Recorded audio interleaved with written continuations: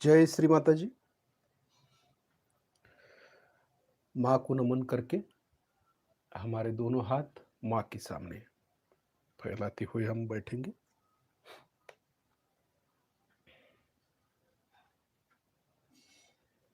माँ को हम देखेंगे भक्तिपूर्वक तथा श्रद्धापूर्वक।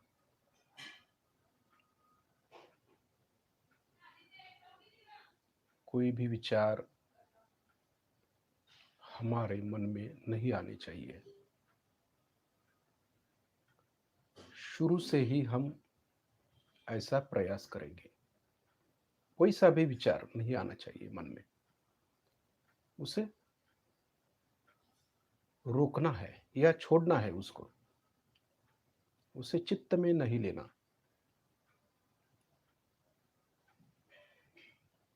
माँ को देखते देखते ये सब हमें करना है। और जब हम ऐसा करते हैं तो वाइब्रेशंस धीरे धीरे बढ़ने लगते हैं।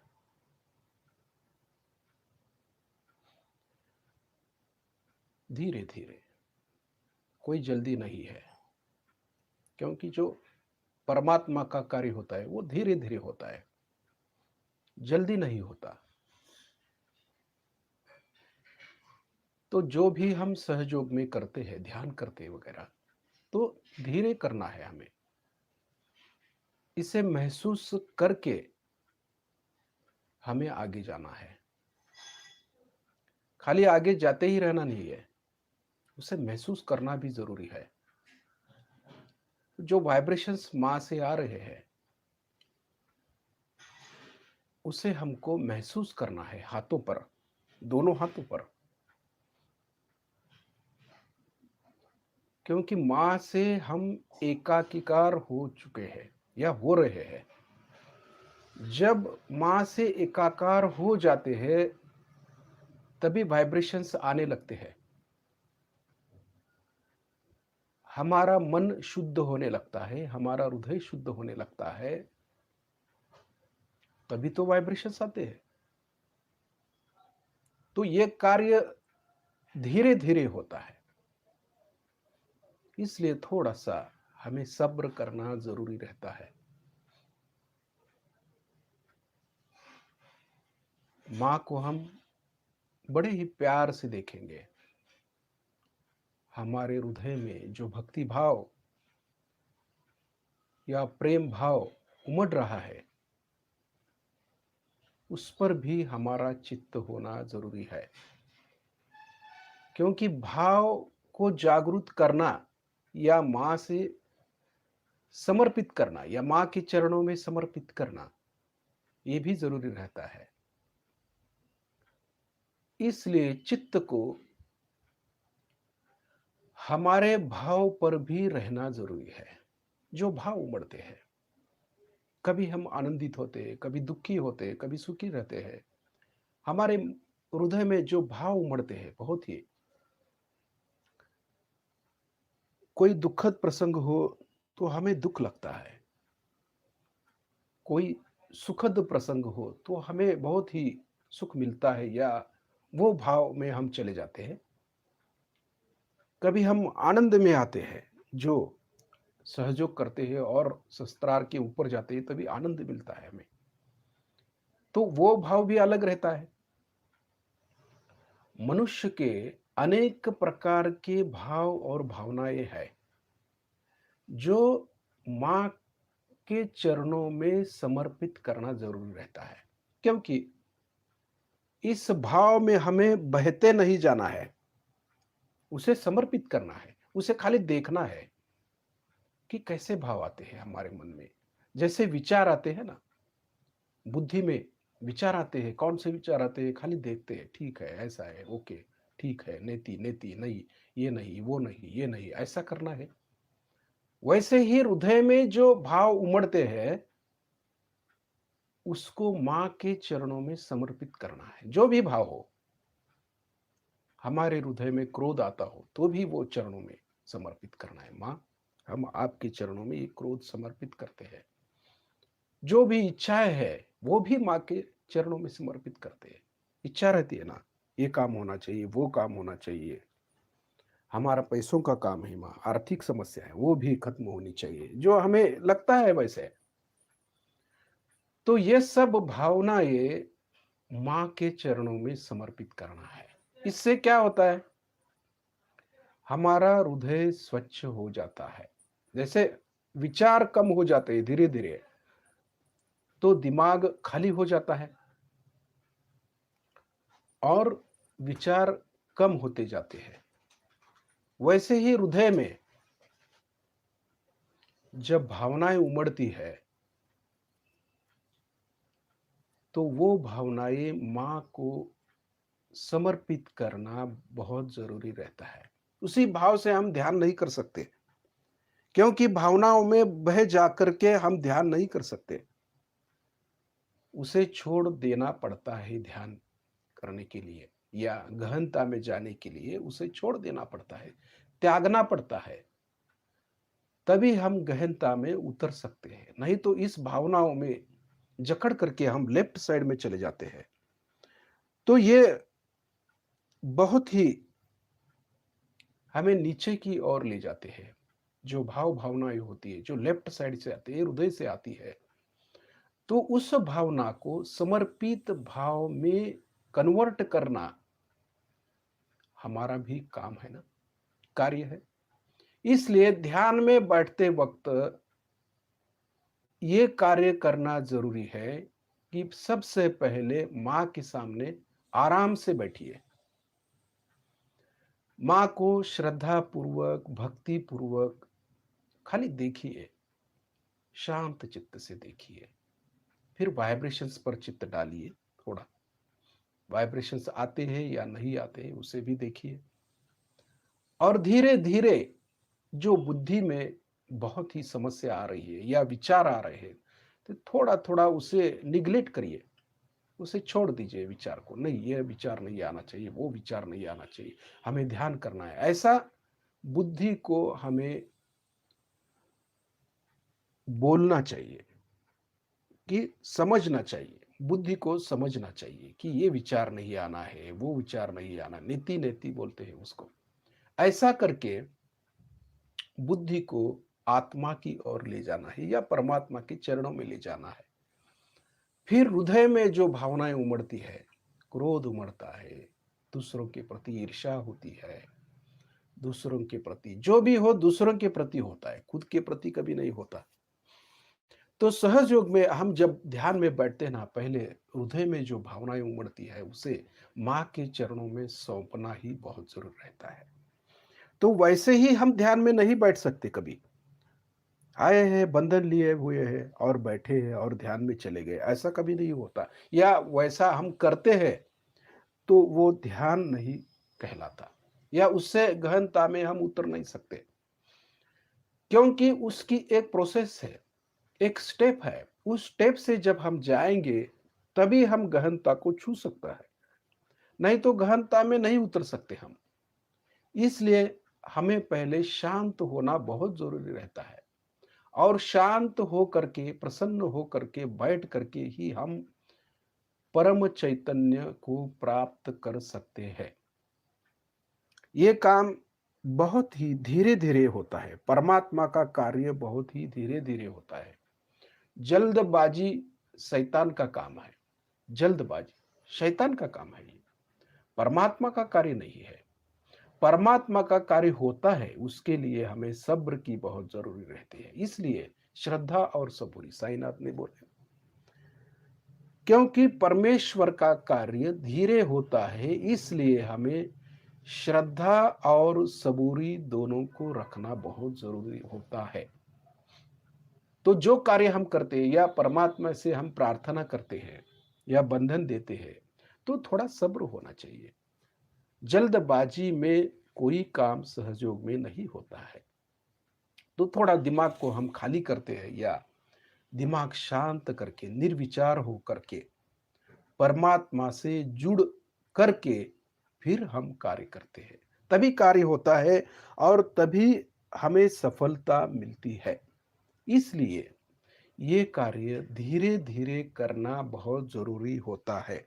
जल्दबाज़ी में कोई भी काम हमें नहीं करना है, कोई भी हो। अब माँ को हम देख रहे हैं और माँ को देखते-देखते हम अपनी आँखें बंद करेंगे, पूर्णतया बंद करेंगे, धीरे-धीरे। चित्त हमारा वाइब्रेशंस पे होगा, हाथों पर। जो वाइब्रेशंस माँ से आ रहे हैं, उसे हमें अंदर की तरफ खींचना है, प्रयत्न करना है या प्रयास करना है। किसी-किसी को नहीं आता है, कोई बात नहीं है, लेकिन प्रयास करना तो ज़रूरी है,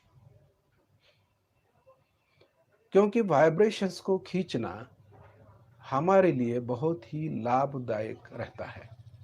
तो इसे खींचिए। वाइब्रेशन जितना हम खींचेंगे, उतनी ही हम तरक्की करेंगे। ये तो विधि लिखित है। हमारा हृदय कितना स्वच्छ है, उस पर ये निर्भर करता है कि हम कितने स्वच्छ हैं। तभी तो हम वाइब्रेशंस खींच सकते हैं। हमारी नाड़ियाँ, हमारी चक्र कितने शुद्ध है, उस पर यह निर्भर करता है कि वाइब्रेशंस हम कितने खींच सकते हैं। क्योंकि हमारी, जिसे बोलते हैं ना, जिसे घड़ा जितना बड़ा होगा उतना ही पानी उसमें भरता है, वो ज़्यादा आता है। इसलिए हमारा जो घड़ा कितना बड़ा है, उस पर यह निर्भर करता है। हमारा हृदय कितना बड़ा है, कितना गहन है, उस पर यह निर्भर करता है। तो ये जो वाइब्रेशंस आ रहे हैं माँ से, उसे हम खींच लेंगे अंदर की तरफ। थोड़ा सा खींचना ज़रूरी है। हाथों की उँगलियों से हम खींच करके अंदर की नसों से हम अपनी कलाई तक उसे खींच रहे हैं, प्रयत्न करते हैं। क्योंकि चित्त को वाइब्रेशंस पे लीन होना ज़रूरी है। इधर-उधर चित्त देने की बजाय, नेगेटिविटी पर चित्त देने की बजाय, वाइब्रेशंस पर अगर चित्त होगा, तो कार्य बहुत जल्दी सफल हो जाएगा। जैसे हम कोरोना पर चित्त देते हैं, तो ये कोरोना और भी बढ़ जाता है। सहयोगियों को क्या करना है, उसे खत्म करने के लिए कोई बंधन देते हैं, कोई प्रार्थना करते हैं। उसके बजाय हमारी ओर जब हम चित्त देंगे, हम बड़े हो जाएँगे ना। हमारी आत्मा जब बढ़ जाती है, वाइब्रेशंस बढ़ जाते हैं, तो कोरोना अपने आप खत्म हो जाता है। क्योंकि जब हम लड़ते हैं ना, तो लड़ते वक़्त हमारे आत्मा पर चित्त होना ज़रूरी है। हमारे आत्मबल पर चित्त होना चाहिए, दूसरों पर नहीं। जिसे एक नियम है, लड़ने का एक नियम है। अपने आत्मा पर हमें विश्वास होना ज़रूरी है। आत्मबल बोलते हैं उस पर। और उस आत्मबल को विस्तृत करना या विस्तारित करना, ये हमारा कर्तव्य है। जब हम शत्रु से लड़ते हैं, तो हम आत्मविश्वास के साथ लड़ते हैं। तभी तो हम विजय हो पाएँगे ना, नहीं तो कभी विजयी नहीं हो पाएँगे। इसलिए शत्रु पर चित्त देने की बजाय अपने आप पर चित्त देना या आत्मा की बलबूते पर हमें लड़ना है, उस पर चित्त देना ज़रूरी है। क्योंकि ये जो कोरोना है ना, वो बाली की तरह है। वाली मालूम है? सुग्रीव और वाली 2 वानर थे और वाली को एक वरदान प्राप्त था। जो भी उसके सामने लड़ने के लिए आता था, तो उसकी आधी शक्ति वाली के पास जाती थी। तो ये वो निःशक्त हो जाता था। आधी शक्ति से कोई नहीं लड़ सकता था। सुग्रीव उससे भी ज़्यादा शक्तिशाली था, लेकिन वाली की वरदान की वजह से वो हार जाता था। ऐसा ही कोरोना है। जब हम लड़ने के लिए उसके सामने जाते हैं, तो हमारी आधी शक्ति उस कोरोना को मिलती है। ऐसा होता है। इसलिए उस कोरोना से लड़ना तो है, लेकिन हमारे अंदर जो आत्मा है, उस पर चित्त दे के हमें लड़ना है। कोरोना पर चित्त नहीं देना है हमें, या जो शत्रु है कोरोना नाम का, उस पर हमें चित्त नहीं देना है। उसे तो हमें भूल ही देना है, भूल जाना है उसको। हमेशा याद नहीं रखना है। जब याद रखते हैं तो सारी शक्ति उस पर चली जाती है और हम निःशक्त हो जाते हैं, वाली की तरह, सुग्रीव की तरह। वाली तो सशक्त हो जाता है ना शक्ति लेकर के, वैसा ही है। इसलिए हमें आत्मा की ओर चित्त देना या वाइब्रेशंस पर चित्त देना हमेशा, ये बहुत ज़रूरी है, हमारे लिए बहुत हितकारक है। तो इसे हम खून गांठ बांध ले कि आज से हम हमारा चित्त आत्मा की ओर देंगे, उस कोरोना पर नहीं। जो भी हो, आत्मा हमारा शक्तिशाली हो जाएगा, वाइब्रेशंस हमारे बढ़ जाएंगे, तो कोरोना अपने आप खत्म हो जाएगा। ये तो बात सही है। लेकिन चित्त हमारा उधर गया तो आधी शक्ति उस कोरोना को मिलेगी और वो अधिक बलाढ्य हो जाएगा। इसलिए सहयोगियों को ऐसा सैनिक जिसे बोलते हैं ना, शिवाजी महाराज के जो मावड़े थे ना, मावड़े वैसे होना चाहिए। वो आत्मबल, शिवाजी महाराज जो थे वो भी शक्तिशाली थे, उन्होंने भी लड़ाई की थी, लेकिन वो लड़ाई अलग थी, ये लड़ाई अलग है। फिर भी उनके जो गुण है, वो गुण हमारे अंदर आना जरूरी है। युक्ति जिसे बोलते हैं ना, युक्ति, युक्ति आनी बहुत जरूरी है। कितने भी हम थोड़े से सहयोगी हो है इस जग में, तो भी हमें युक्ति से काम लेना है, बुद्धि से थोड़ा काम लेना है, सुबुद्धि से। बुद्धि यानी सुबुद्धि होनी चाहिए, और सुबुद्धि से जब हम काम करेंगे ना, तो शत्रु हमारा परास्त हो जाएगा। इसलिए हमें हमारे आत्मा के बलबूते पर ही लड़ना है। हमारा चित्त हमेशा चौबीसों घंटे वाइब्रेशंस पर और आत्मा पर होना जरूरी है। हमारी आत्मा कितनी बढ़ती है, हम परमात्मा के पास कितने बैठते हैं, या वाइब्रेशंस हमारे कितने जोर से आते हैं, वही देखना जरूरी है। तो हमारा लेफ्ट हैंड जो है कुंडलिनी के सामने रखेंगे, राइट हैंड से कुंडलिनी ऊपर की ओर चढ़ाएंगे। धीरे धीरे चित्त हमारा कुंडलिनी पर होना बहुत जरूरी है, और धीरे धीरे कुंडलिनी को ऊपर की तरफ उठाएंगे, ऊपर की ओर जाके एक गांठ बांधेंगे सहस्त्रार के ऊपर। ठीक है, दूसरी बार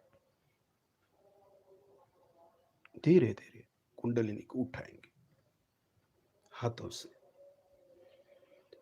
चित्त अंदर की तरफ है, कुंडलिनी की तरफ है, बाहर नहीं है, ऐसा होना जरूरी है। ठीक है, सहस्त्रार के ऊपर जाके दो गांठ बांधते हैं। ठीक है, तीसरी बार ये करना बहुत जरूरी है, क्योंकि चित्त को हमेशा कुंडलिनी पर ही रहना है, इसकी जरूरत है। अपने हाथों से कुंडलिनी ऊपर आती है, उसकी हलचल दिखती है। ठीक है, शस्त्रार के ऊपर जाकर के तीन गांठ बांधते हैं। ठीक है,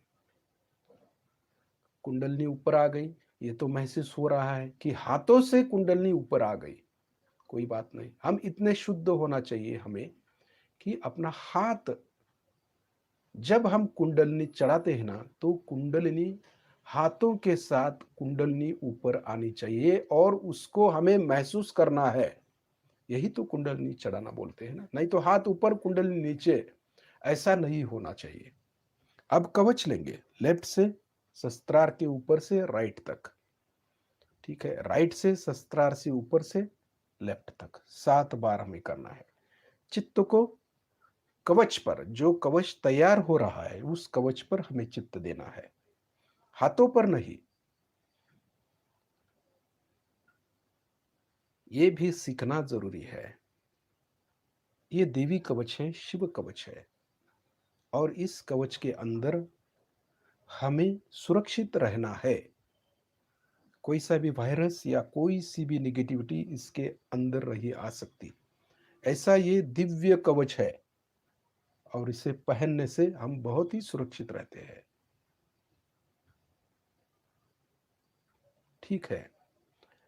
अब अपने दोनों हाथ फिर से माँ के सामने, चित्त वाइब्रेशंस पर, अब वाइब्रेशंस बदल गए, जोरों से वाइब्रेशंस आते हैं, हाथों पर महसूस होते हैं, और चित्त थोड़ा कवच पर देंगे, जो हम बंधन लिया है हमने, उस बंधन पर चित्त देना है, या कवच पर थोड़ा सा देते हैं, देखते हैं वो कवच बैठा है या नहीं। कवच के अंदर हम सुरक्षित है या नहीं, क्योंकि वाइब्रेशंस तो बढ़ गए, इसलिए वो सुरक्षितता हमें मिल गई। जो भी हो, वाइब्रेशन से हमें पता चल जाता है। इसे ही डेवलप करना बहुत जरूरी है। और जब हम वाइब्रेशंस को डेवलप करेंगे ना, उसको बढ़ाएंगे ना, तभी हमें सुरक्षा आती है। खुद को पता चलता है कि हमें रोग है या नहीं है, या हमारे चक्र छूटे हैं या नहीं है, चैतन्य है या नहीं है, उस पर बहुत कार्य निर्भर है। इसलिए वाइब्रेशंस को पहचानना या महसूस करना बहुत जरूरी है सब सहयोगियों को। अब ये सीखना जरूरी है।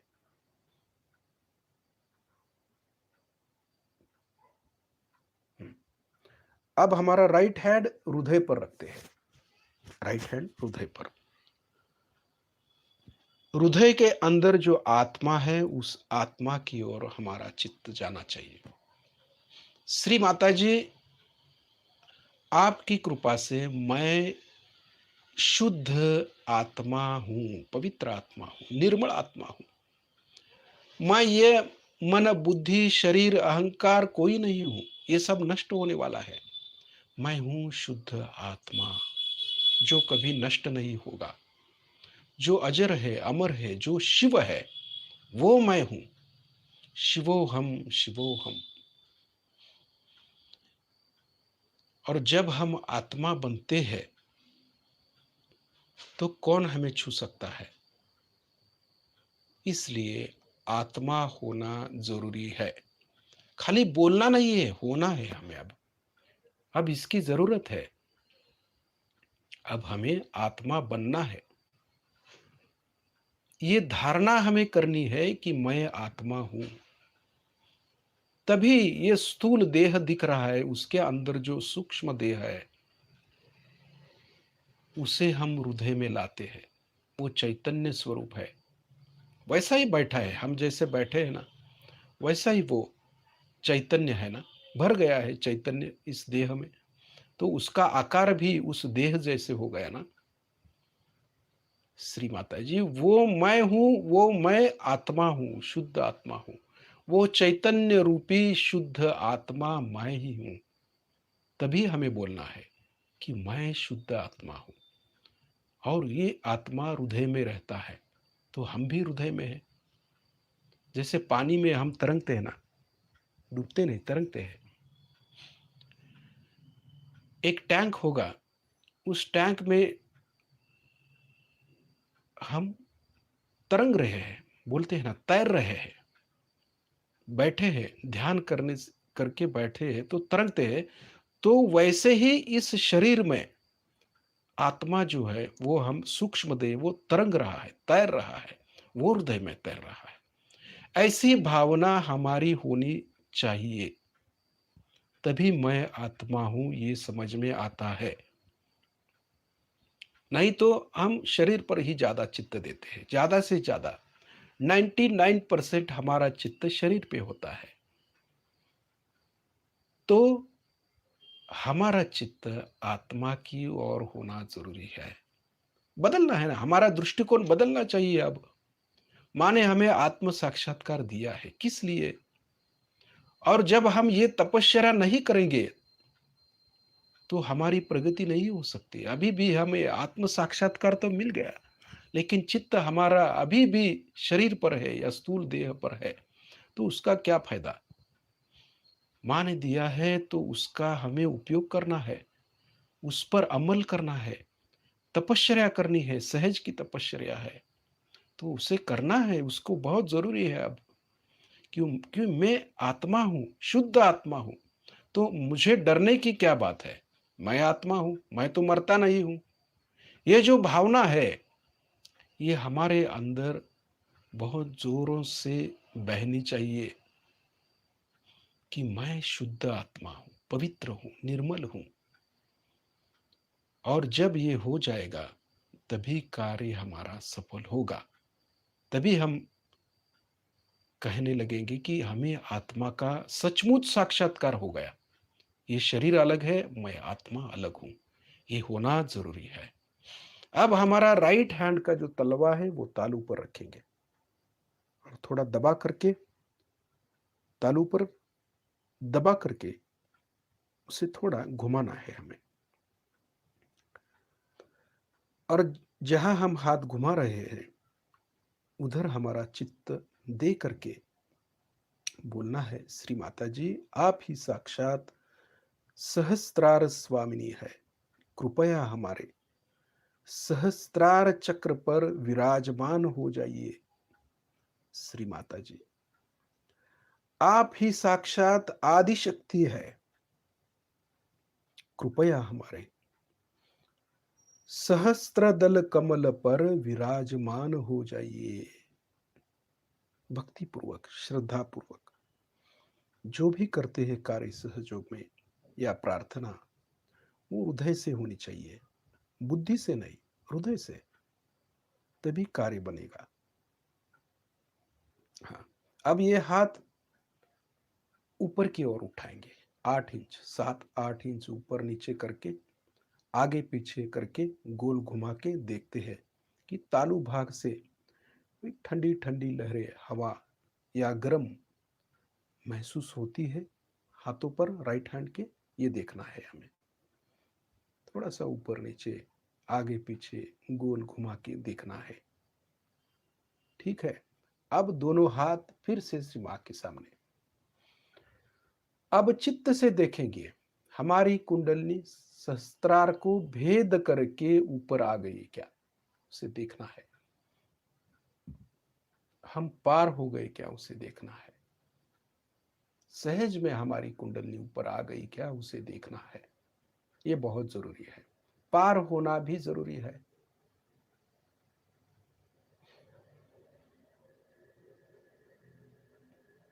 क्योंकि हम आत्म साक्षात्कारी योगी जन है, तो हमें हमेशा सहस्त्रार के ऊपर ही रहना है। ये हमें खून गांठ बांध लीजिए आप। अब नीचे नहीं आना है हमें। इस घोर कलयुग में हम कितना सहस्त्रार के ऊपर रहते हैं, उसे देखना जरूरी है। हम गहनता में उतरना चाहते हैं, सहयोग का कार्य करना चाहते हैं, जरूर करिए। जो भी कार्य सहयोग में करना है करिए, लेकिन चित्त सहस्त्रार के ऊपर रहना जरूरी है। उसमें अपने भी प्रगति करनी है ना। दूसरों की प्रगति में हमारा चित्त बहुत जल्दी जाता है, दूसरों से करुणा बहुत आती है, चित्त जाता है उधर, कोई बात नहीं। लेकिन हमारी भी कुंडलनी सहस्त्रार के ऊपर होनी जरूरी है। अगर नहीं हुई और तभी हम सहयोग का कार्य कर रहे हैं, तो आप अड़चन में पड़ सकते हैं या आपको कुछ भी हो सकता है। इसलिए जो सहयोगी है, कार्यरत है, तो उनको शस्त्रार के ऊपर रह करके कार्य करना जरूरी है। क्योंकि वो परमात्मा से जुड़े हुए होने चाहिए। परमात्मा आपसे कार्य कर रहा है, हम नहीं कार्य कर रहे हैं। कोई हमें अहंकार नहीं है, हम कर रहे, इतना कार्य किया, उतना कार्य किया, हमने नहीं कुछ किया, मां कर रही है।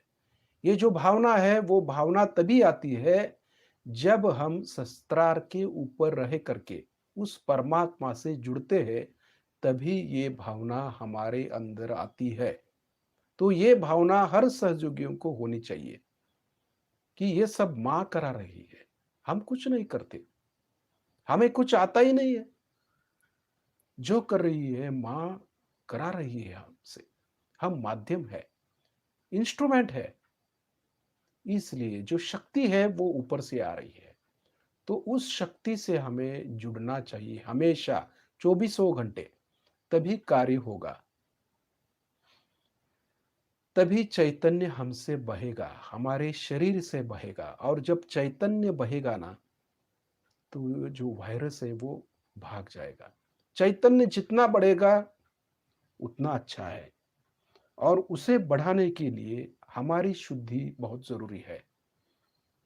हमारा आत्मा सदैव जागरूक रहना बहुत ज़रूरी है। इसलिए चित्त हमेशा ऊपर की ओर रहना चाहिए।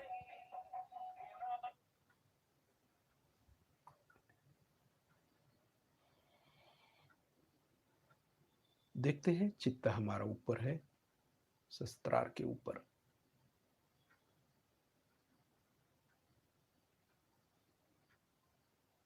और शांत से चित्त से देखना है, कोई जल्दबाजी नहीं है। सहयोग में कार्य धीरे होना चाहिए, संयम, शांत। गणेश का कार्य बहुत ही धीरे होता है। इसे बोलते हैं ना, लाठी तो पड़ती है लेकिन दिखती नहीं है, वैसा काम है। ये जो कार्य है वो धीरे होता है। चैतन्य कार्य जो कार्य है वो धीरे होता है। बीज हमने जमीन पर बोया तो झट से ऊपर नहीं आता, वो पहले धीरे धीरे वो अंकुरित होता है।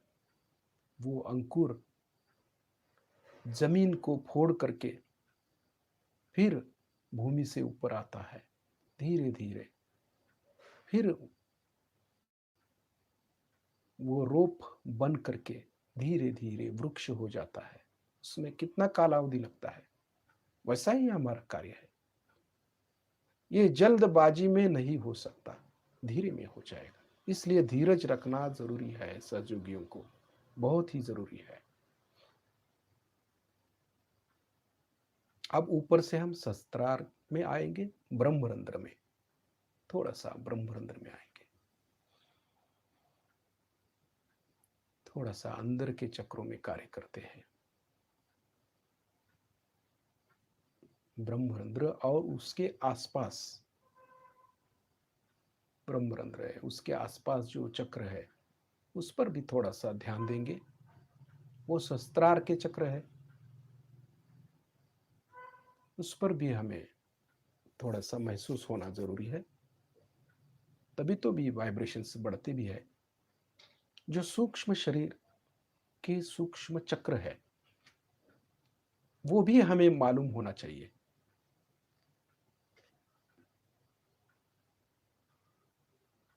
हमारे शरीर में 114 चक्र है वैसे तो, उसमें से 108 हमारे शरीर में है, और उसमें से 7 शक्ति केंद्र हमें मालूम है खाली। बाकी के जो चक्र है हमारे पूरे शरीर में है विद्यमान, बहुसागर में है, हाथों में, पैरों पर, हमारे जीभ पर, या हमारे अंदर, जहां जहां भी है, जिसे बोलते हैं ना देवी शस्त्र नाम, ललिता शस्त्र नाम। जो ये चक्र किधर किधर है ना, उधर की सब मालूमात उसमें है, देवी कवच में भी है। खाली हम उसको पढ़ते हैं। लेकिन ये क्यों पढ़ते हैं? क्योंकि ये चक्र जो है ना वो हमारे अंदर है।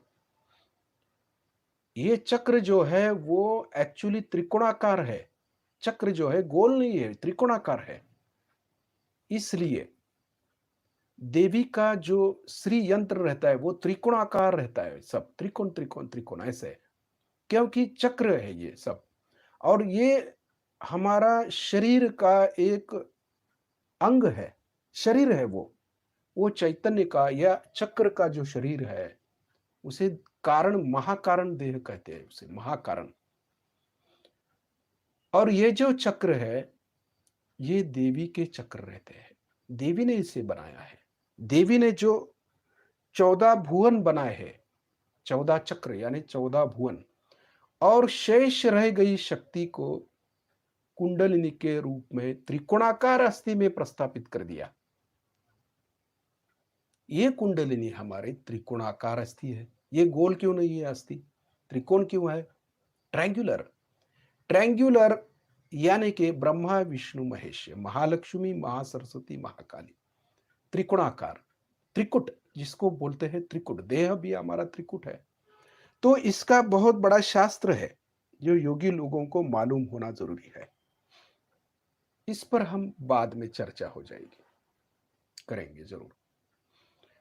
शस्त्रार से अब आज्ञा में आएंगे धीरे धीरे।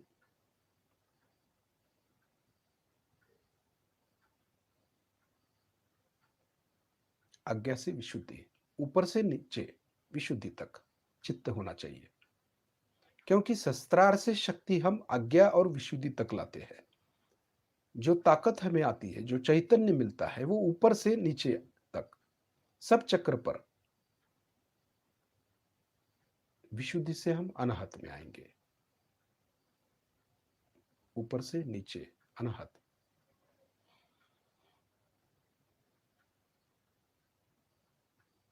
अनाहत से नाभि,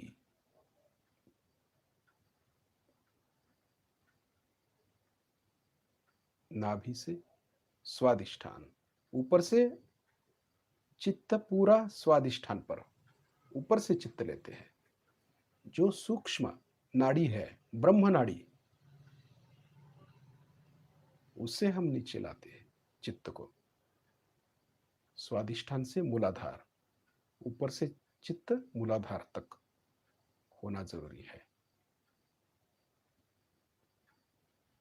पूरा चित्त यानी कि पूरा जो हमारा ब्रह्म नाड़ी है हमारी, उस पर हम कार्य कर रहे हैं। मध्य नाड़ी पर विष्णु तत्व यानी कि महालक्ष्मी का तत्व है। हमारी उत्क्रांति इसी नाड़ी से हो सकती है। हम लेफ्ट में जाए या राइट में जाए, उससे हमारी प्रगति नहीं होगी। बीचों बीच संतुलन में जब हम रहेंगे तभी हमारी प्रगति संभव है। हम निरोगी रहते हैं तभी भी जब हम बीच की नाड़ी में कार्य करते हैं, तो आपको कोई भी बीमारी छू नहीं सकती। जब आप बीच के नाड़ी में कार्य करते हैं, बीच में है, बीचों बीच संतुलित महालक्ष्मी की नाड़ी पर जब आप है हमेशा, तो आपको कोई भी रोग नहीं हो सकता। देखिए, जब रोग होता है तो देखना है कि हमारे कौन से चक्र पकड़े हैं और कौन सी नाड़ी में हम कार्य कर रहे हैं, और उसे देख करके, उसे स्वच्छ करके फिर हमें बीच में ही आना पड़ता है ना। तो पहले से ही हम तय करेंगे कि हम बीच में ही रहेंगे, ना इधर जाएंगे ना उधर जाएंगे, हम बीच में रहेंगे। बीचों बीच हमारी प्रगति है, उत्क्रांति है। पूरा चित्त मूलाधार पर देंगे, थोड़ा सा देंगे। श्री माता जी, आप ही साक्षात श्री गणेश जी है। कृपया हमारे मूलाधार चक्र पर विराजिए। गणेश स्वरूप हमारे मूलाधार चक्र में आइए और हमें चैतन्य से महसूस करा दीजिए कि आप साक्षात गणेश स्वरूप हो करके हमारे मूलाधार चक्र में आई है। चित्त मूलाधार पे है और वाइब्रेशंस पर भी होना चाहिए, क्योंकि गणेश जो है वो मूलाधार में आ गए, तो वाइब्रेशंस उनके मालूम होना चाहिए आपको। गणेश के वाइब्रेशंस कैसे हैं? श्री गणेश जी, कृपा करके हमें सुबुद्धि प्रदान कीजिए। सुबुद्धि की बहुत जरूरी है, क्योंकि गणेश को प्राप्त करना सहज योगियों के लिए अनिवार्य है। उनको प्राप्त करना ही है। अगर गणेश हमारे अंदर नहीं जागृत हुए तो हमारा कोई भी लाभ नहीं है। कौन सी भी देवता की हम भक्ति करें, कोई लाभ नहीं होगा, क्योंकि गणेश जब हम बालक की तरह सुबोध नहीं होंगे या अबोध नहीं होंगे या बाल बोध नहीं होंगे, तो हम परमात्मा के साम्राज्य में नहीं जा सकते। इसलिए गणेश की जागृति अनिवार्य है, होनी ही चाहिए। सहयोगी है तो उनपे गणेश दिखने ही चाहिए आप में। अगर नहीं दिखते, आप में अभी भी चालाकी है या अभी भी आप में कपट है, आपके मन में क्रोध है, ईर्ष्या है, तो उसका कोई लाभ नहीं है। अब हमें सीधे सरल अबूझ होना जरूरी है, तभी आप गहनता में उतर सकते हैं या सहस्त्रार के ऊपर रह सकते हैं परमात्मा के साम्राज्य में। श्री गणेश जी, कृपया हमें आप जैसे शक्तिशाली बना दीजिए। पूरा चित्त मूलाधार पे है, थोड़ी देर देते हैं, उनको महसूस करते हैं, उनके वाइब्रेशंस महसूस करते हैं, उन्हें बुलाते हैं मूलाधार में। तो ये जरूरी है कि हमारी प्रगति हो जाए, हम आत्मा में लीन हो जाए, चैतन्य में लीन हो जाए, हम सदैव गणेश की तरह पवित्र रहेंगे। ऐसी भावना रख करके हम उनसे प्रार्थना कर रहे हैं। वो जैसे माँ की भक्ति करते हैं, वैसे ही हम भी माँ से हमेशा जुड़े रहेंगे। ऐसी प्रार्थना उनको करनी है हमें। श्री गणेश जी, कृपया हमें सहज योग का पूरा ज्ञान दीजिए। श्री गणेश जी, कृपया हमें इस कोरोना की वजह से हम जो डरे हुए हैं, उस पर कोई ना कोई उपाय हमें दीजिए।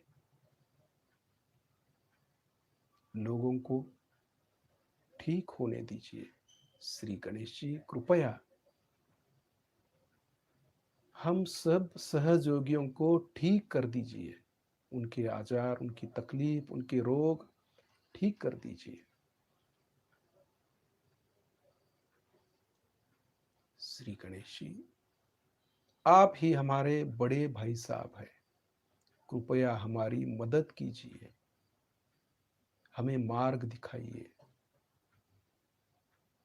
इस घोर अंधकार में हमें रोशनी दिखाइए। ये तो गणेश जी का काम है ना, वही हमें मार्ग दिखाएंगे, वही सब कुछ करेंगे। अब मूलाधार से हम ऊपर आएंगे, स्वादिष्ठान में धीरे धीरे स्वादिष्ठान में आएंगे।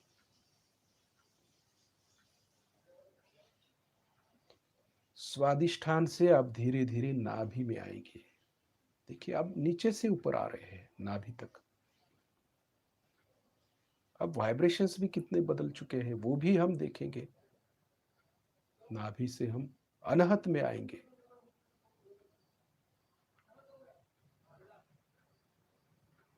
अब अनहत में हम लेफ्ट साइड में चले जाएंगे। लेफ्ट में शिव जी का स्थान है। उस शिव जी ज्योतिर्मय आत्मा जो है हमारे हृदय में है, उसे हमें जान लेना है। वो ज्योतिर्मय स्वरूप है, उसे महसूस करना है हृदय में। वो ज्योतिर्मय है, ज्योतिर्लिंग, उसे हमें देखना है। ज्योतिर्मय जैसा आत्मा इस शरीर में खाली ज्योतिर्मय स्वरूप आत्मा हमें दिखना चाहिए।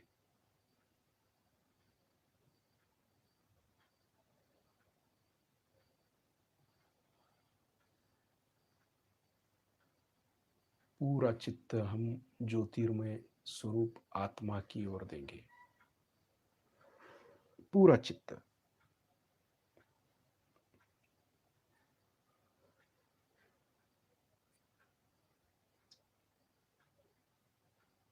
कोई विचार नहीं, खाली देखना है उसे।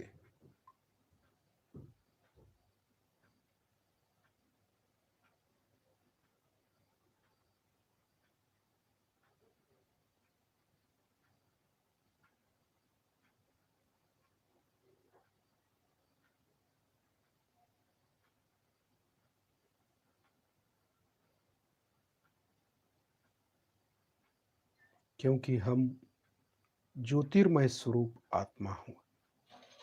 वैसा ही हम बनेंगे ना, उसे बनना चाहिए हमें। उस आत्मा, ये आत्मा ही मैं हूँ, वो शिव मैं हूँ, ऐसा हमें बोलना है। शिव स्वरूप, आत्मा स्वरूप, ज्योतिर्मय स्वरूप मैं हूँ।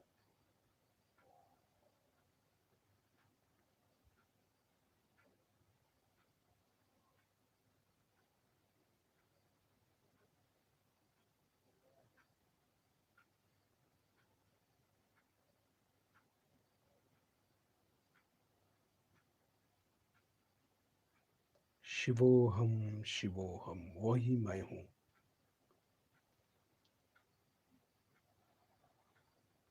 उसके बाद हम राइट हार्ट में आएंगे।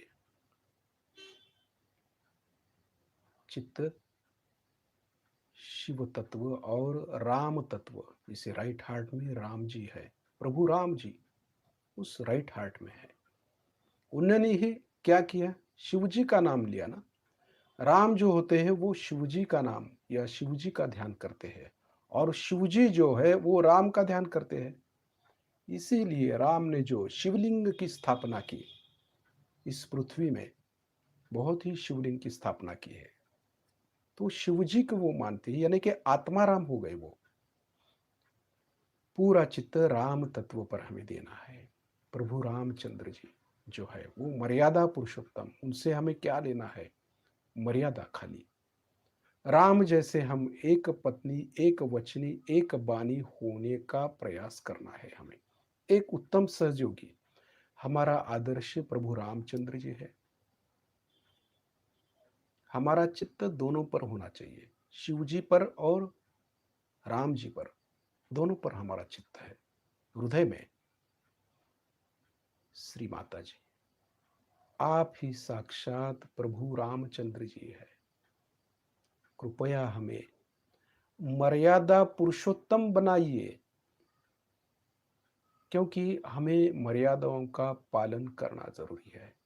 सहज योग में भी हम अतताईपना ज्यादा करते हैं, जल्दबाजी करते हैं, तो हमें थोड़ा संयम होना जरूरी है। संयम है, सबूरी होनी चाहिए। राम कितने गंभीर है, धीर गंभीर है, शांत है, वैसे हम भी होना चाहिए ना, हमें भी राम जैसे धीर गंभीर होना है। उन्होंने जनमत को ज्यादा मानना, मानेंगे ना वो, जनमत को, उनका जनमत बहुत ही उनका अच्छा था। वो जानते थे कि जनमत ही आधार है, इसलिए उन्होंने लोगों का मानना उन्हें पसंद था, लोगों के लिए कार्य किया, जनमत के लिए कार्य किया, लोगों के लिए कार्य किया। वैसे ही हमें भी सहयोगियों के लिए भी कार्य करना जरूरी है। हम स्वार्थी नहीं होना है, हमें हमारा ही प्रपंच हमें नहीं देखना है। हम अभी भी प्रपंच में ही अटके हुए हैं। हमारा प्रपंच, हमारी समस्या, हमारे प्रॉब्लम, ये छोड़ करके हम अब दुनिया भर में जो चला है, अब हम विराट होना भी जरूरी है ना। हमें दूसरों की भी प्रॉब्लम्स हमें सॉल्व करने हैं, दूसरों को भी हमें साथ लेना है। ये राम के तत्व से आता है। राम जब जागृत हो जाते हैं ना, तभी ये कार्य होता है, तभी राम राज्य आएगा ना। खाली उनके पूजन से क्या होगा, उनके जो गुण है वो हम में आने चाहिए, ये बहुत जरूरी है। हमारा चित्त शिव जी पर और राम जी पर है, दोनों चक्र में है, क्योंकि ये दोनों अलग अलग नहीं है, एक ही है। क्योंकि राम शिव का ध्यान करते हैं और शिव राम का ध्यान करते हैं, दोनों एक ही है। उनकी मर्यादा है, भगवान की भी मर्यादा रहती है। मर्यादा छोड़ के कोई भी आगे नहीं जाते। संयम है, संतुलन है। परमात्मा के साम्राज्य में भी संतुलन है, और हमें भी संतुलित होना जरूरी है। हृदय में संतुलन आना जरूरी है। और जब ये संतुलन छूट जाता है तभी हमें बीमारी लगती है। इसलिए हमें शिव जी का तत्व और राम जी का तत्व अपना लेना बहुत जरूरी है। ये क्यों बिगड़ते हैं उसे देखना है और उसे ठीक करके ये दोनों देवता हमेशा हमेशा जागरूक रहने चाहिए। ऐसा हमें कुछ करना है। हमारी शक्ति भी जागरूक होनी जरूरी है। पूरा चित्त राम जी पर है और शिव जी पर भी है।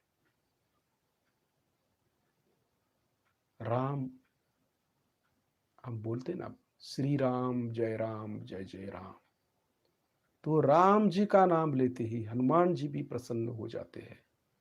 देखिए कैसा है, राम का नाम लेने से हनुमान जी प्रसन्न हो जाते हैं।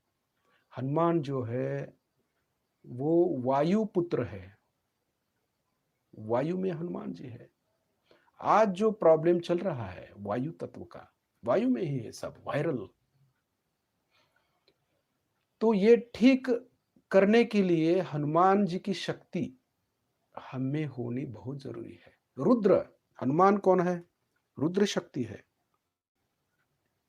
और रुद्र शक्ति जब बिगड़ जाती है ना तभी ये प्रॉब्लम्स आते हैं। यानी कि शिव जी है ना, इसलिए राम और शिव दोनों ही जागरूक होने जरूरी है।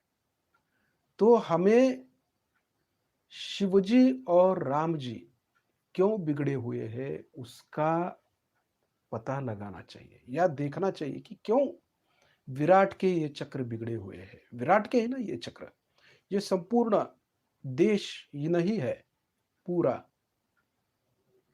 पृथ्वी, पूरे पृथ्वी पर ये रोग है।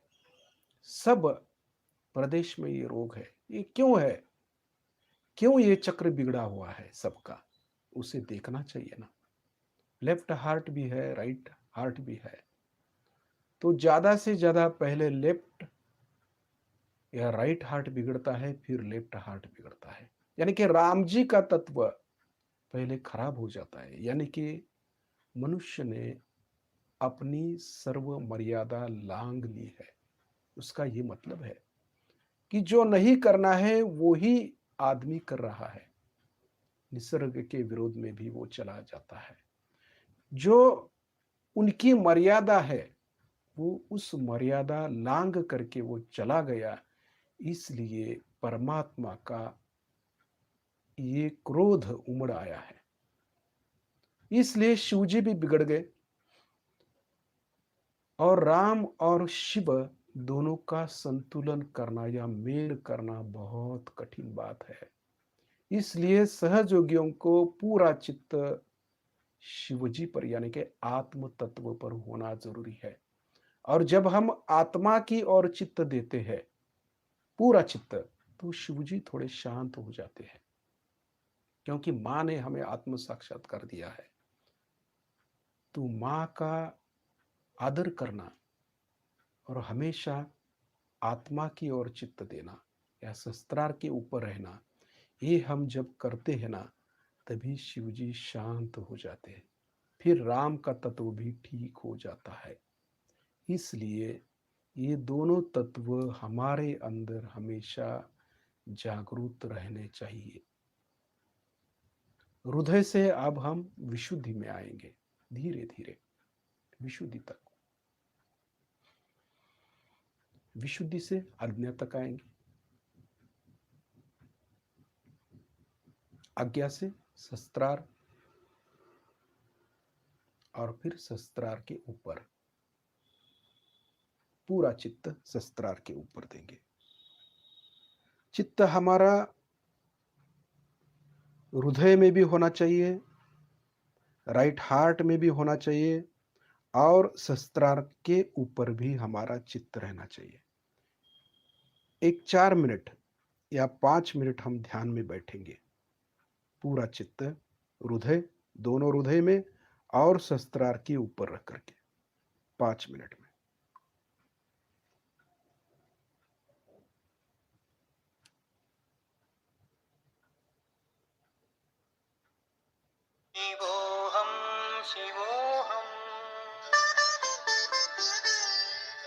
शिवोऽहं शिवोऽहं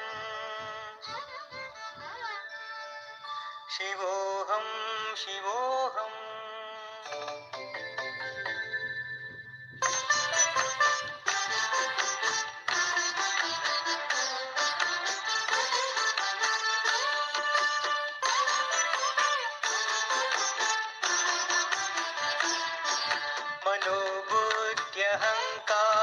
मनोबुद्ध्यहङ्कारचित्तानि नाहं मनोबुद्ध्यहङ्कारचित्तानि नाहं न च श्रोत्रजिह्वे न च घ्राणनेत्रे न च श्रोत्रजिह्वे न च घ्राणनेत्रे न च व्योमभूमिर्न तेजो न वायु न च व्योमभूमिर्न तेजो न वायु चिदानन्दरूप शिवोऽहं शिवोऽहं चिदानन्दरूप शिवोऽहं शिवोऽहं शिवोऽहं शिवोऽहं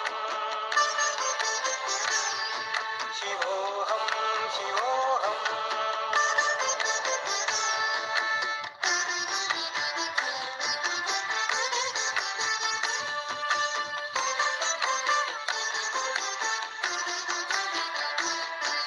न च प्राणसंज्ञो न वै पञ्चवायु न च प्राणसंज्ञो न वै पञ्चवायु न वा सप्तधातुर्न वा पञ्चकोश न वा सप्तधातुर्न वा पञ्चकोश न वा पाणिपादं न चोपस्थपायु न वा पाणिपादं न चोपस्थपायु चिदानन्दरूप शिवोऽहं शिवोऽहं चिदानन्दरूप शिवोऽहं शिवोऽहं शिवोऽहं शिवोऽहं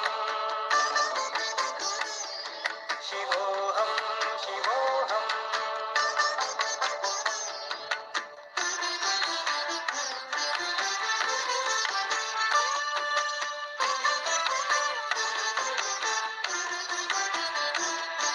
न मे द्वेषरागो न मे लोभमोहो न मे द्वेषरागो न मे लोभमोहो मदो नैव मे नैव मात्सर्यभाव मदो नैव मे नैव मात्सर्यभाव न धर्मो न चार्तो न कामो न मोक्ष न धर्मो न चार्तो न कामो न मोक्ष चिदानन्दरूप शिवोऽहं शिवोऽहं चिदानन्दरूप शिवोऽहं शिवोऽहं शिवोऽहं शिवोऽहं शिवोऽहं शिवोऽहम्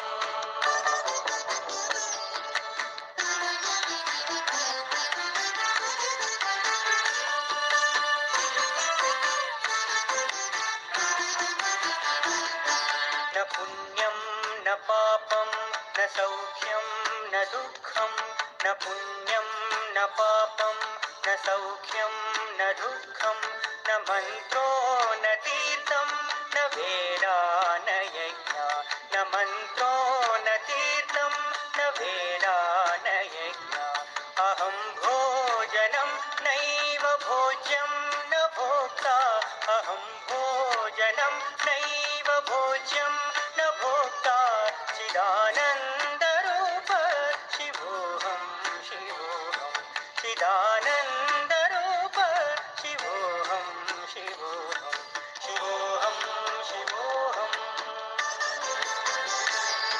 शिवोऽहं शिवोऽहम्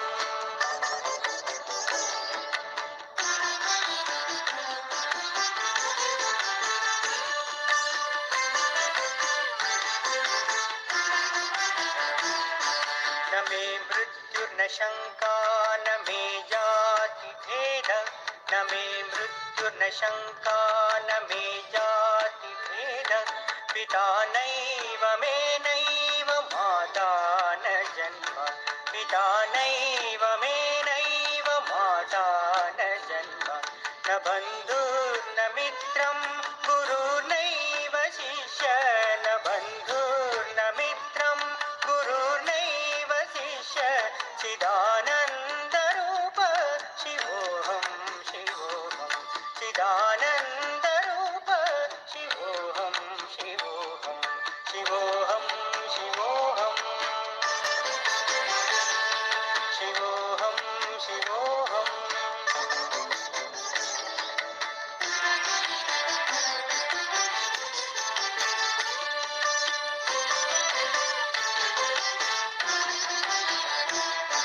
अहं निर्विकल्पो निराकाररूपो अहं निर्विकल्पो निराकाररूपो विभुत्वाच्च सर्वत्र सर्वेन्द्रियाणां विभुत्वाच्च सर्वत्र सर्वेन्द्रियाणां सदा मे समत्वं न मुक्तिर्न बन्धः सदा मे समत्वं न मुक्तिर्न बन्धः चिदानन्दरूप शिवोऽहं शिवोऽहं चिदानन्दरूप शिवोऽहं शिवोऽहम्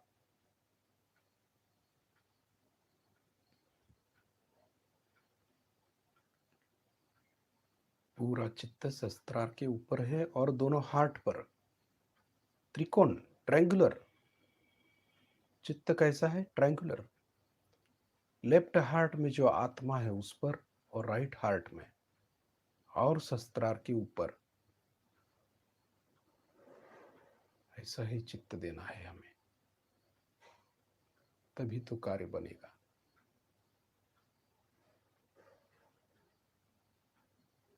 ये दोनों हार्ट हमारे स्ट्रांग होने चाहिए, तभी हम स्ट्रांग होंगे। इसलिए राम की स्थापना और शिवजी की स्थापना उन पर भी चित्त है और शस्त्रार के ऊपर भी। जो भी बाधा आएगी वो ऊपर की ओर जाएगी।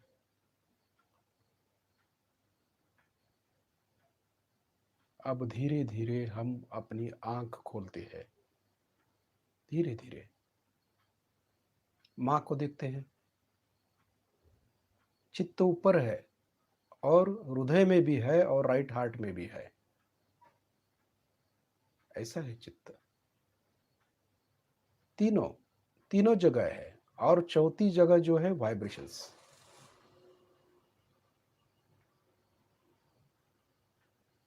ऐसा ही हमें रखना है चित्त। खाली आंख खोल के देखना है मां को। पूरा चित्त ऊपर की ओर है। लेफ्ट हृदय में भी है, राइट हृदय में भी है। त्रिकोणाकार ट्रायंगुलर चित्त देते हैं हम और वाइब्रेशंस पर भी चित्त है।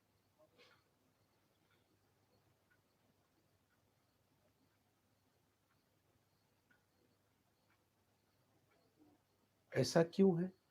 ऐसा क्यों करेंगे? क्योंकि जिन लोगों के चक्र पकड़े हुए हैं उस बीमारी के लिए लेफ्ट हार्ट और राइट हार्ट फिर उनका छूट जाए तो वो छूट जाएंगे और छूट करके वो चित्त शस्त्रार के ऊपर भी है। यानी कि जो प्रॉब्लम है वो प्रॉब्लम शस्त्रार के ऊपर से निकल जाएगा। इसलिए हमारा चित्त लेफ्ट हार्ट, राइट हार्ट और शस्त्रार के ऊपर है। अब जब हम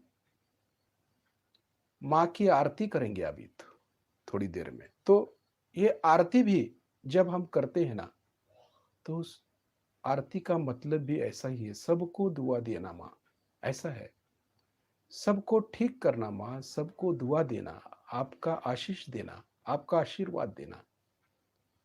इसका मतलब ये है और ये मतलब जान के हम आरती करते। वैसे ही आरती नहीं करते हम, खाली रोज करते हैं आरती या सेंटर पर भी हम आरती करते हैं, लेकिन चित्त हमारा किधर रहता है? चित्त उधर रहता ही नहीं है। चित्त हमारा लेफ्ट हार्ट, राइट हार्ट और शस्त्रार के ऊपर होना चाहिए आरती करते वक्त। जब भी हम आरती करेंगे हमारा चित्त हृदय में, लेफ्ट हृदय में, राइट हृदय में और शस्त्रार के ऊपर होना जरूरी है और पूरे भक्ति के साथ।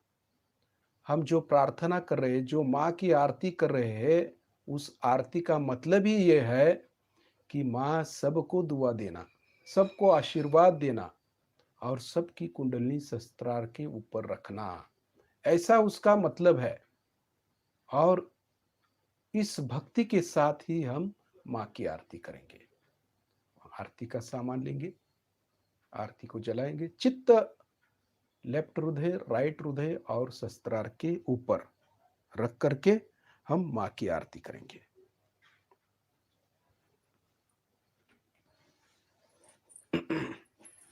खड़े रहेंगे।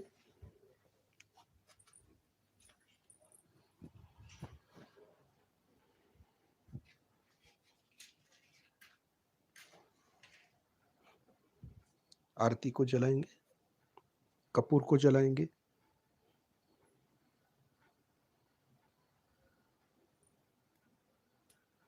चित्त वाइब्रेशंस पे भी होना चाहिए और लेफ्ट हृदय, राइट हृदय और शस्त्रार के ऊपर, और भक्ति के साथ आरती करनी है। ठीक है। श्री गणेश की आरती पहले। सुख करता दुख हरता वार्ता विघ्नाची, नुरवी पूर्वी प्रेम कृपा जयाची, सर्वांगी सुंदर उटिशेंदुराची, कंठी झळके माळ मुक्ता फळाची, जय देव जय देव जय मंगल मूर्ती, दर्शन मात्रे मन कामना पूर्ती, रत्न खचित फौरा तुझ गौरी कुमरा, चंदनाची उटी कुमकेशरा, हिरे जडित मुकुट शोभतो बरा, झुणझुणती नुपुरे चरणी घागरिया, जय देव जय मंगल मूर्ती, दर्शन मात्रे मन कामना पूर्ती, जय देव लंबोदर पीतांबर फणिवर बंधना, सरळ सोंड वक्र तुंड त्रिनयना, दास रामाचा वाटपा हे सदना, सुरवर वंदना, जय देव जय मंगल मूर्ती, दर्शन मात्रे मन कामना पूर्ती, जय देव।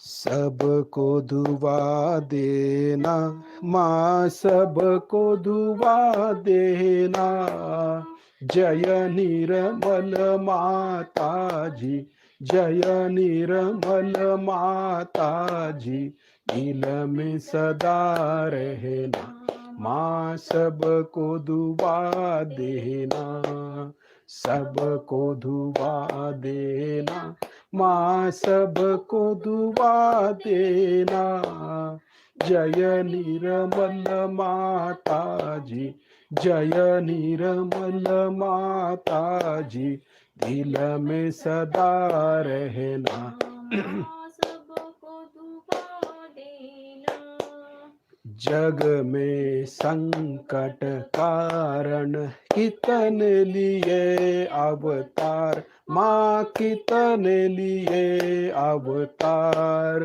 विश्व में तेरी महिमा, विश्व में तेरी महिमा, तू गंगा जमुना माँ, सबको दुआ देना, सबको दुआ देना माँ, सबको दुआ देना, जय निर्मल माता जी, जय निर्मल माता जी, दिल में सदा रहना, सबको दुआ देना, जो भी शरण में आया सुख ही मिला उसको माँ, सुख ही मिला उसको, बैठ के दिल में ओ माँ, बैठ के दिल में ओ माँ, लौट के ना जाना माँ, सबको दुआ देना, सबको दुआ देना माँ सबको दुआ देना। जय निर्मल माता जी, जय निर्मल माता जी। दिल में सदा रहना, माँ सबको दुआ देना।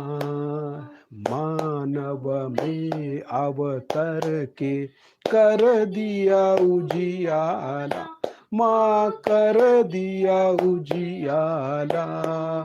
कलयुग में माया है, कलयुग में माया है, फिर भी पहचाना। माँ सबको दुआ देना, सबको दुआ देना। माँ सबको दुआ देना। जय निर्मल माता जी, जय निर्मल माता जी। दिल में सदा रहना, माँ सबको दुआ देना। संत जनों की धरती है भारत माता, माँ है भारत माता। इस धरती पर आकर, इस धरती पर आकर दुख से दूर करना। माँ सबको दुआ देना, सबको दुआ देना। माँ सबको दुआ देना। जय निर्मल माता जी, जय निर्मल माता जी। दिल में सदा रहना, माँ सबको दुआ देना। जब दिल में आवे तब मधु संगीत सुन लो, माँ मधु संगीत सुन लो। ओ यस के जो सेवा, ओ यस के जो सेवा हमसे करा लेना। माँ सबको दुआ देना, सबको दुआ देना। माँ सबको दुआ देना। जय निर्मल माता जी, जय निर्मल माता जी। दिल में सदा रहना, माँ सबको दुआ देना, माँ सबको दुआ देना, माँ सबको दुआ देना। चित्त हमारे दोनों हार्ट में और शस्त्रार के ऊपर है। और 3 महामंत्र जब हम बोलेंगे तो चित्त विशुद्धि पर और शस्त्रार के ऊपर रखना है 3 महामंत्र बोलते वक्त। या नाड़ियों पर, 3 नाड़ियों पर रखते हैं पहले, महालक्ष्मी, महासरस्वती, महाकाली, 3 नाड़ियों पर। और दूसरा जो मंत्र बोलते हैं तो विशुद्धि और शस्त्रार के ऊपर चित्त रखते हैं। ओम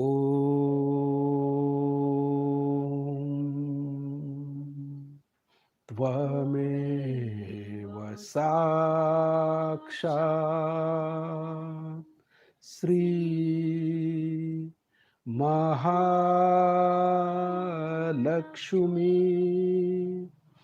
महासरस्वती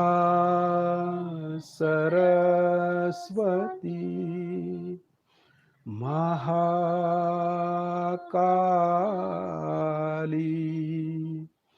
त्रिगुणात्मिका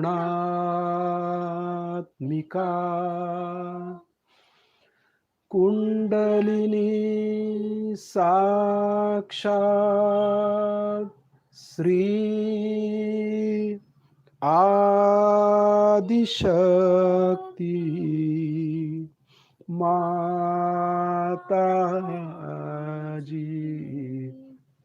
श्री निर्मला देवे नमो नमः।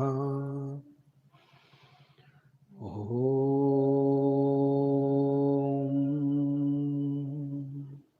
त्वमेव साक्षात् श्री कलकी साक्षात् श्री आदिशक्ति माता जी श्री निर्मला देवे नमो नमः। ओम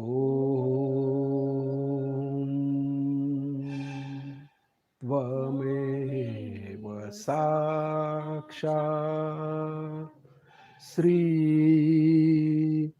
कलकी साक्षात् श्री सहस्रार स्वामिनी मोक्ष प्रदायनी माता जी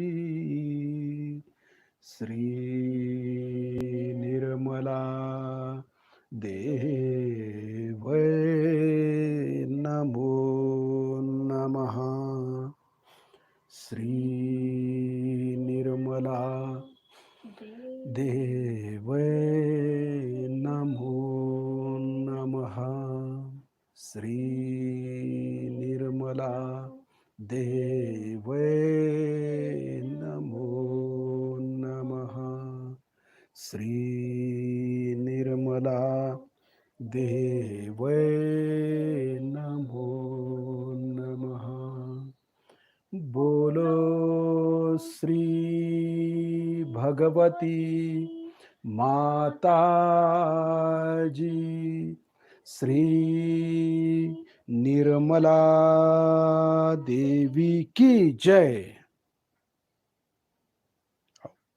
खाली अब हम माँ से नतमस्तक होकर के नीचे बैठते हैं। माँ को नमस्कार करेंगे और नमस्कार करके हम नीचे बैठेंगे थोड़े। फिर चित्त वाइब्रेशंस पे थोड़ा रखते हैं, कोई बात नहीं, वाइब्रेशंस पे, और दोनों हार्ट और सहस्त्रार के ऊपर।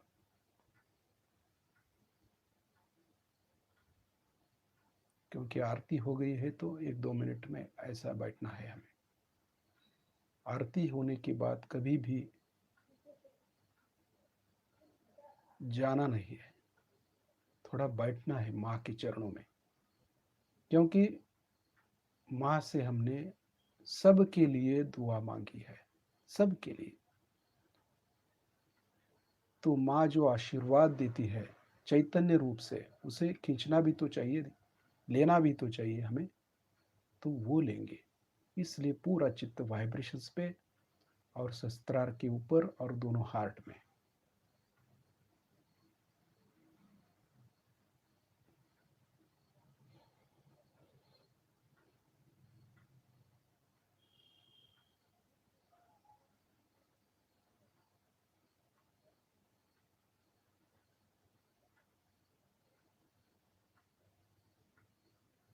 आपको ये ज़्यादा महसूस होगा, वाइब्रेशंस बहुत ज़्यादा महसूस होगी, क्योंकि हमने सबके लिए मांगा है।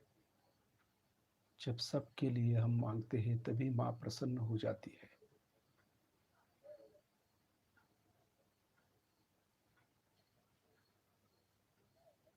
अब हम माँ से आभार मानते हैं। माँ से, श्री माता जी आपके चरणों में कोटि कोटि प्रणाम, कोटि कोटि प्रणाम। फिर धीरे धीरे आप बंधन लेंगे। लेफ्ट हैंड कुंडलनी के सामने, राइट हैंड से कुंडलनी को ऊपर उठाएंगे धीरे धीरे चित्त कुंडलिनी पर। सहस्त्रार के ऊपर जाके एक गांठ बांधेंगे। दूसरी बार फिर से चित्त कुंडलिनी पर है, 2 गांठ बांधते हैं। तीसरी बार धीरे धीरे कुंडलिनी को उठाएंगे। 3 बार गांठ बांधेंगे।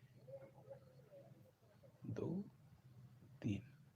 फिर कवच, लेफ्ट से शस्त्रार के ऊपर से राइट तक और राइट से शस्त्रार के ऊपर से लेफ्ट में 7 बार ऐसे धीरे धीरे करेंगे। चित्त कवच पर जो हम बंधन ले रहे हैं उस कवच पर हमारा चित्त होना चाहिए।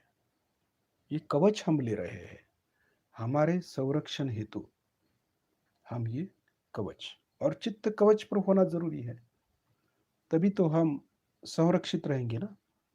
ये देवी कवच है, ये दुर्गा कवच है, इससे हमारी रक्षा होती है। जिसे राम भी हमारी रक्षा करते हैं, शिव जी भी हमारी रक्षा करते हैं। ये राम रक्षा भी है।